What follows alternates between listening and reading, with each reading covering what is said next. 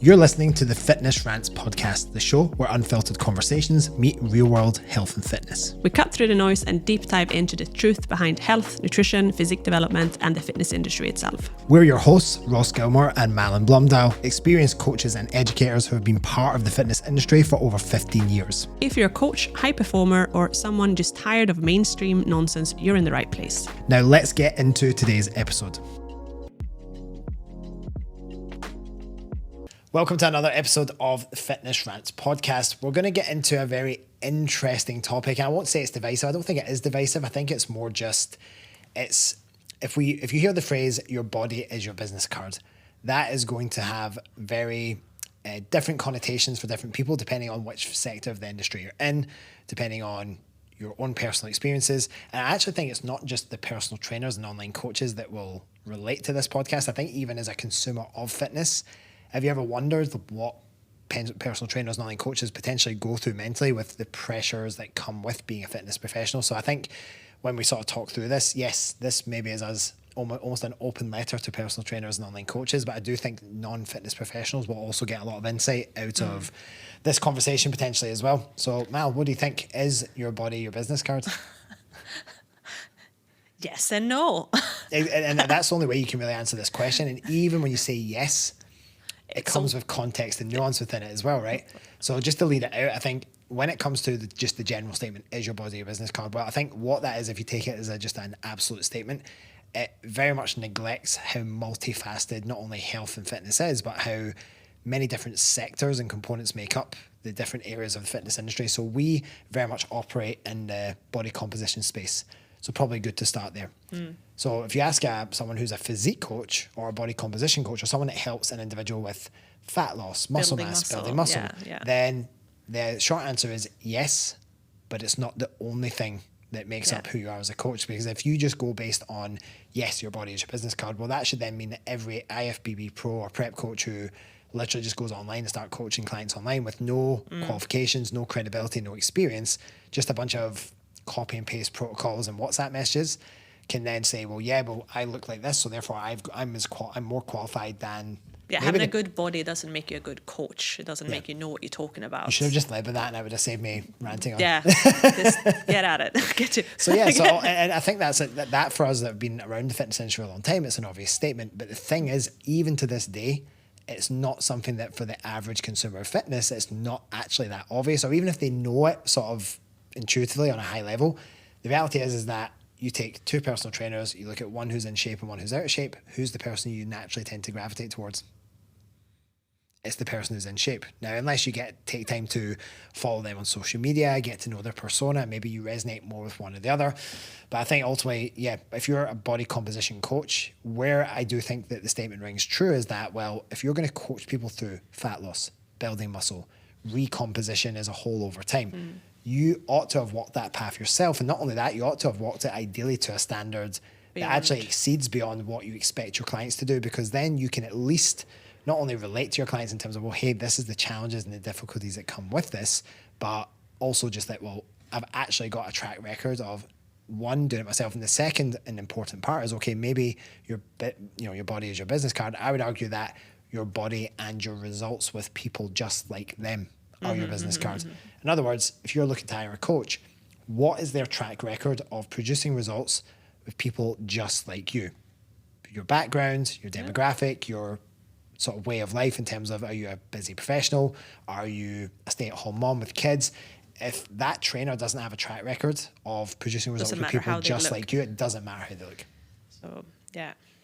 You want to sort of add on top of that as well, from your experience, because I think I can speak from a male perspective, but I think there is something to add there, and you're better than me to do this from the female perspective when it comes to maybe the pressures that are on females in terms of their appearance when it comes to being a fitness professional. Yeah, I mean, I do think, and I know that you have, because you work with other coaches, that you have had women, maybe men as well. I know men as well, like experiencing those pressures.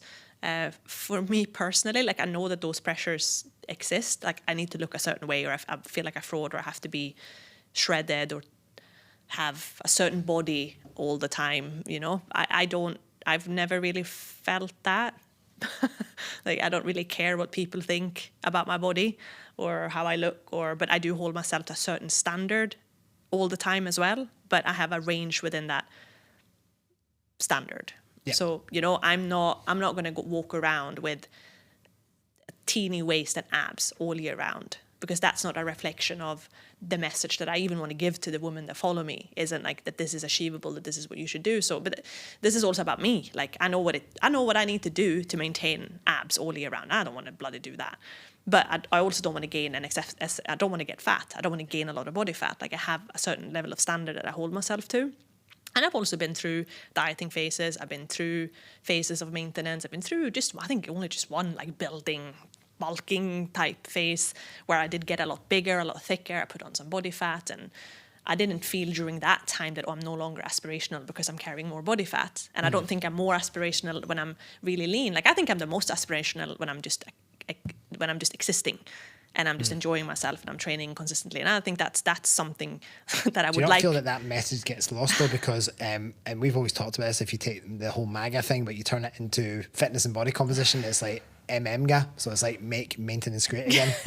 Yeah, making maintenance sexy. I think, was it Zoe who first said that? I think, possibly, I think that was making maintenance sexy again, or like just finding that balance. And I think that, let's be honest, the fitness industry is very much an industry of polarization, and it likes to sell you on the extremes. As a result, a lot of the goals that people feel are only worth their time is, okay, I'm going to be going through a build and I'm going to have someone really help me, like, train like an animal and eat enough food and keep me accountable to that. Or on the flip side, well, I'm going to be prepping for a transformation or photo shoot, or maybe I should compete because it's a way of me expressing my goal of getting lean. Dieting, or even like dieting every year doing like a shred. Like, I try and take a couple of years or so between diets and stuff. Like, when I diet, I use dieting or specific, not even building phases now, but like performance phases. Like, I had a phase where I focused on wanting to do more pull-ups. So like I set goals like that, where I maybe focus on a specific movement or lift that I want to get strong at. So that's kind of how I do it, rather than like bulking. But those are the little pockets in my overall fitness living life where I excel a lot overall, but I'm also it just helps with, I hate that word, like, I don't want to use the word motivation, but it makes it, when you've been training consistently for 15, 20 years, I enjoy that, but it can also get a bit like everybody, just a bit bleh, like a bit just go through like you just punch the clock sort of thing, which is fine. So those little pockets makes it exciting for me. Like, I love the last tidy up diet phase. I really enjoy that, and I love the changes. And so every diet or every thing I've focused on, I've really enjoyed the process. The process has been challenging, but those are not the main events. Yeah. So I think that's where I'm getting at, like, because most of the time that's not where. So you need to learn how to exist in the gray zone where you're not dieting, where you're not maybe building your glutes. How do you exist in the gray zone? And actually, the gray zone doesn't mean that you're not making progress. And this is a message that I'm just trying to like pass on to my clients. It's like, well, just be consistent in the gray zone, because you as a woman will make progress there too. A lot of your progress is going to come from there. It's not going to be as quick. Like when you're dieting and you're seeing the weight coming down every week, or when you're building and you're eating a lot of food and like you're feeling stronger, but you're still going to make progress in that gray zone by just being consistent. Or if you're not consistent, you're not going to get the most out of those other times, because you don't, like you just on and off. Yeah. So, well, I think good to touch on that then. I don't know if that makes sense. No, it doesn't. It absolutely doesn't. And I think there's two threads to pull out there, or essentially two threads along the same string, is that maintenance. It's the most overlooked and underutilized phase within body composition coaching. Simply, the reason why is it's not an exciting phase to promote, because people say, well, I need accountability when I'm doing something that requires a bit more restriction. And inherently, when you diet for fat loss, you have to cut down your calories. You're maybe going to have to increase your overall expenditure, whether it's doing more steps, more cardio, or a bit of both. You have to be on the money. You're not missing training sessions. So there's a higher degree of accuracy of execution that's required for that phase to go well. But of course, with building, some people really struggle with the idea of eating more. And so they need that support through that process to be reassured that, hey, it's absolutely fine that you're eating this many calories. We'll take it slow. And so people need support for different reasons. But again, it almost feels more justified to invest in coaching through those phases, because you're moving towards something that has a tangible outcome towards an extreme. And I'm not saying all the way to the extreme, but you're moving towards those extremes. Now, when it comes to maintenance, and this is why I think it's overlooked often, is you talked about the word standards. Also, when it comes to maintenance, I like to refer to it as it's your home base. Yeah. And for me, I don't understand how people feel that they're going to be able to navigate in either direction away from home base if they actually haven't built a strong home base. That's so important. If you think about it, like your standards are built at maintenance. It's the phase where you're the most stable. It's the phase where your body is not trying to fluctuate up or down in any direction. It's where you can actually really nail down and drill down your behaviors, your habits, your routines. And we like to call it habits, rituals, and routines. That's the time to do that. And then you just pull on the levers relative to each of the whatever your goals are. Like essentially, you actually become a master of those levers, and then you have much more control. Or I like to refer to it as like a dial, rather than thinking about a switch on and off. You know, people say like I'm on it or I'm off the wagon. Forget about this binary 0 and 1 thing. It's more a case of it's a dial. It's more that you can turn the dial down or you can turn the dial up, depending on what it is you're trying to do.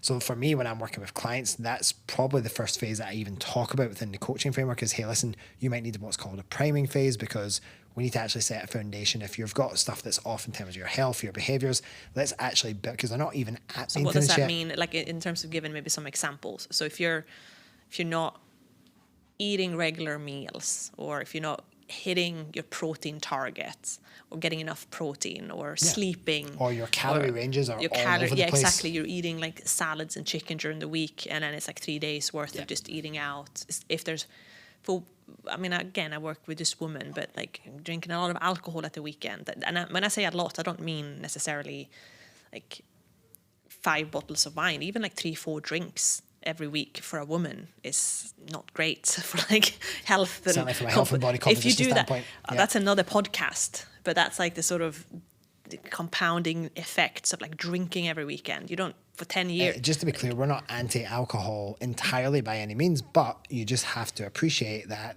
and certainly as the research has shown now, there's literally no dose that's beneficial in any way outside of the psychological enjoyment that you might get out of it. Anyway. But so that's one example. But then you could be looking at your behaviors, your routines. All of these things make up what ultimately are your maintenance. And also a good thing with a phase like that is that we're not looking at, I don't know if the word is perfection, but you're not working towards like dieting or building. It's just getting like your baseline stable, which has a bit more flexibility than either of those other phases. Exactly. So you get that sorted first, like get your base, the bottom of the pyramid sorted. And then, certainly the way I work with my clients is that, okay, well, let's focus on during the weekdays when people are usually in more of a routine then, and enjoy your weekend meal out. Like, let's not go in with, here's your calorie target, cut out carbs, do all of this from tomorrow. No, let's just build some confidence in your habits and your routines, and then let's watch and see what happens with the data. Because sometimes, like I always say to my clients, like a priming phase or a baseline phase doesn't mean that you're not going to lose weight. Exactly. If your habits has been sort of a bit not great, and we improve your habits 9 out of 10 times, you're going to see the weight coming down. But then without that pressure of I'm dieting, because this is what a lot of women do wrong. They go in, I'm going to diet, and I'm going to cut carbs, I'm going to train 5 days a week, and I'm going to do this, and I'm not going to have sugar, and I'm not going to have X, Y, and Z. And it's already so much pressure, and then often you're making too many changes too abruptly, versus let's focus on the low-hanging fruit, and let's observe what happens in the first 4 weeks of doing that. Oh, actually, I'm feeling better, I'm sleeping better, I've got better energy, and my weight is starting to come down, and great, let's keep doing this. You may not even get, most clients, they don't have to go into a hardcore diet like phase. They don't even need a dieting phase. They just need a maintenance phase to get down to healthy maintenance. So a new maintenance. I think we speak about this idea of building skills, right? And also people struggle with maintenance because they haven't built the skills to do it. They actually get really skillful at the restriction or at the excessive, eating lots of calories and pushing hard in the gym.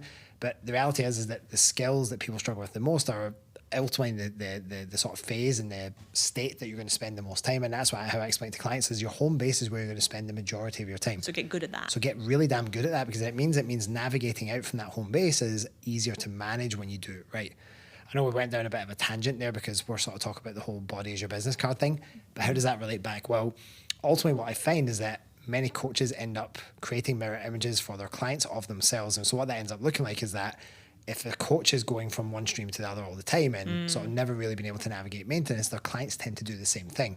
Yet, funny enough, the clients who seem to have better long-term relationships with their coaches tend to maintain their composition long-term, also seem to work with coaches, we both put our hands up in this moment in time, who aren't just good at navigating the extremes, they're absolute masters at maintenance. If you can do that, then I think that also highlights your expertise as a coach, not just your body being your business card. But how does this apply to other sectors of the industry? Because we're talking about body composition, but what if you are a CrossFit coach, a Pilates coach, a yoga coach? What if you do work on clients with their relationship with food? Well, again, it just comes back to if you are someone who works with clients to achieve a certain goal, either you need to have been through that experience yourself and successfully navigated it out the other side at least once, but ideally more. Of course, when it comes to things like maybe relationship with food, I mean, that's not something that you purposely go through multiple times. You've had, trauma, you've had stuff to deal with, and you come out the other side.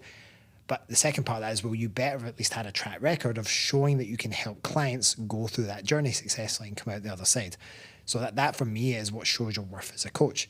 Now, of course, it's not tied to your appearance at that point because you're talking about performance, or you're talking about your relationship with food, the psychology or the behavior side of things. However, and there's a big but here, often we will get coaches that come from those parts of the industry and they still have struggles with their appearance and body composition. Why? Because even if you're a fitness professional who isn't focused on body composition, we cannot get away from the fact that your physical appearance is always going to be a component of what people judge you on. Look at, for example, professionals who work in law, accounts, finance, business, whatever form of business it is. If you take two people walking into the same room, usually the person who is in good shape, stands loud and proud, is confident in how they carry themselves, they're often going to be respected more and taken more seriously than someone who potentially appears to be out of shape. Now, that's not, I personally wouldn't judge one or the other. I'd be like, well, what's your competence? That's how I would judge them. But that's not how everyone takes things. People often will look at things at face value and they'll be like, well, I'm going to trust this person more because of their appearance and how they look. We don't have to agree if that's right or wrong, or if it's fair, but it's just the reality of how people, and there's obviously literature and science around this, first impressions. People make first impressions very often based on appearance. Yeah. So there's no doubt about it. And it's the same, it's of course, just amplified even further in the fitness industry. Yeah, like I think if you're working with people on body composition goals, then you should be in decent shape yourself. But it's not just about that. Anyway, we've already covered all of these things. So exactly, but yeah, it's not all year round, right? I think the key thing is there's a range. There's a range to it. So yeah, I think that's actually a better demonstration of your expertise, because if you can demonstrate, well, actually, I can navigate all of the phases and I'm able to go between these ranges and do so with. And I'm not doing this for other people either. Like, yes, I'm saying I'm obviously I'm a coach and I'm working with women and I want to be aspirational, but like how I look and I care about how I feel and how I perform, and I don't care about, basically what I'm saying is I don't care about other people judging me in terms of how I look, because people are always going to judge you anyway on everything, so you might as well just do you, and then so ultimately run your own but race. like I personally wouldn't, like if I gained 5-10 kilos of body fat, I wouldn't then feel comfortable being I can help you with your weight loss goals if I'm not in good shape myself. Like I have a certain standard that I hold myself to.